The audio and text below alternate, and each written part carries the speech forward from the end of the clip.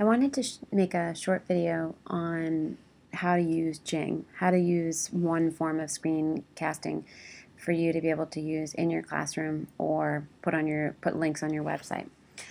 I want to first show you where JING is. If you go to your applications option here, you'll find JING.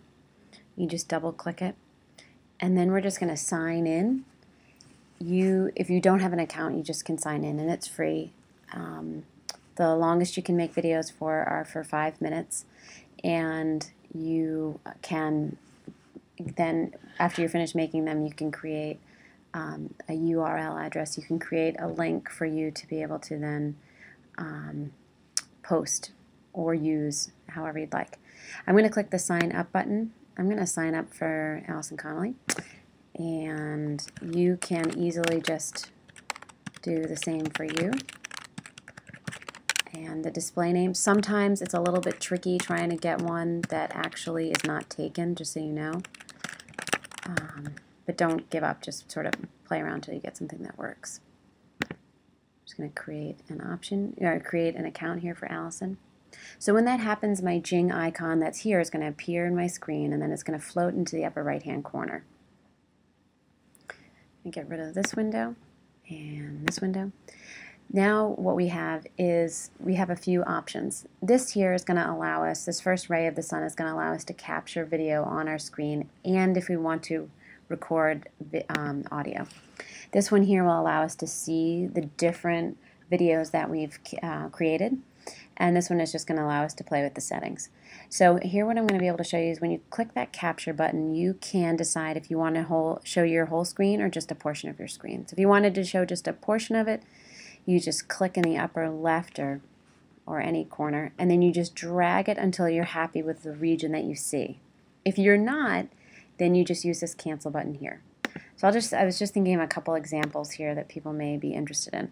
So if you in class were talking about neighborhoods and you are thinking about areas that are small and areas that are big, then you could do something like, if you had parents wanting to talk about what you did in class, or wanting to have their kids talk about what they've done, then here's an example here. So if we zoom into Brookline, what you could do then with JING is you could use the screen capture, and you could wait till the picture is exactly the way that you want it. Let's see. I'm sorry it's so fuzzy. I'm going to go with, get this here. Oh, there it goes. Okay, great. So why don't I'm just going to capture it. And I don't necessarily need all this other business over here. Maybe I just want to see Brookline. So I could come here, and then when you're content with the region that you have selected, then you could capture an image if you just wanted to, as if you were taking a screenshot of it, Command-Shift-4, if you wanted to keep that space and just as it is as an image. Or you can record a video with it. So I'm going to click here, capture a video. It's going to ask me, am I okay with my microphone? And it should just use the built-in microphone, which is great. As long as you're getting some sort of registry here, then you know that your microphone is on to a good enough level. Click continue. It's going to give me a countdown to let me know that it's ready. And then now the teacher, he or she could start talking about what happened in class, or you could have a child that starts talking about what happened in class.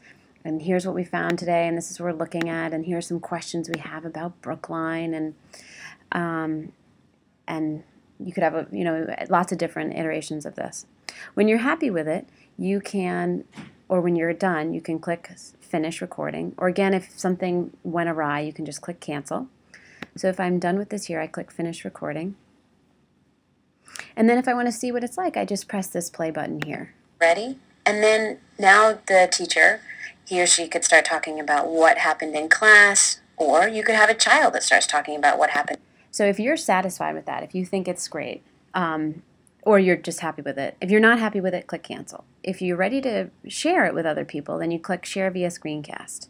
With your free version of JING, which this is, this save option doesn't really work very well for us. So, and it doesn't allow us to share with other people, which I think is really the goal of JING, or screencasting in general. So I'm just going to click the share via screencast option. And now you can see up here in the upper right hand corner that it's getting ready to create that URL address for you, that link. It's going to put it in your clipboard, so it's just going to be as if it's the last thing that you've copied. So if we, in a minute, I'm just going to minimize this here, and I'm going to open Safari here. Firefox, of course, would be the same. And as this is getting ready, I'm going to be able to Command V as soon as this tells me it's all set. Let's see if I can get it should be pretty quick. It'll give us a little message right up here telling us that we're almost ready. There it goes. So uploading, we can see it's just about done. And that when it is finished, it gives us this message here. So we can click View Your Capture, and then you have it there. It'll just take you to Safari or Firefox to open it up that way. If you want to I just want you to see this part also. If I click the OK button, I can use the Command V option to paste it. So this is the URL address that Jing has created for us to be able to now view that same video online. So anybody, any parent, any student, a colleague, can now see what you've done or what a student has done. And here, again, just press the play button. Ready? And then now the teacher, he or she could start talking about what happened in class, or you could have a child that starts talking about what happened in class. And here's what we found today, and this is what we're looking at, and here's some questions we have about Brookline. And so hopefully you get the sense of that. And here, sorry, you can full screen or if you'd like, or you don't have to. So I think there's lots of great applications there. I'll show you another way that I sometimes use it too, is that I also, here's a graphing program that we're using a lot these days for my 8th graders. So something I might do with them is instead of doing like sharing what has happened in class, I might say to them, you know, I want you to watch this video for homework, and the purpose of the video this time will be to teach them. So again, I could capture an image, but I could also capture a video. So I would do the same thing. And this time what I would instead talk about is, okay, so we've played with lots of graphs. Now we're going to formalize what we've seen. This is our y-intercept. This is when I cross the y-axis and when my x value of the coordinate point is 0. Then the next thing I'm going to look for is my slope. So now in this way, I'm letting kids hear about key vocabulary words that I want them to be really mindful of and to use, and they're getting to see me actually point to the specific things. The nice thing about this is that kids can slow down, rewind, rewatch. It sort of slows the pace of the class down, even though it's not in class, and I think it's great remediation. But then I think for kids who it comes to very quickly, they can watch it once and then they're all set, and they can digest it with a homework assignment or to summarize it or all that sorts of good stuff. So again, finish recording. If you like it, you can watch it, you can cancel it if you're not happy, and then you can share it and do the same thing, and then you can post it. If you have any questions, just grab me or Susan or anybody else in the tech department, because we would really love for you to try this out, and we'd love to help you in any way we can.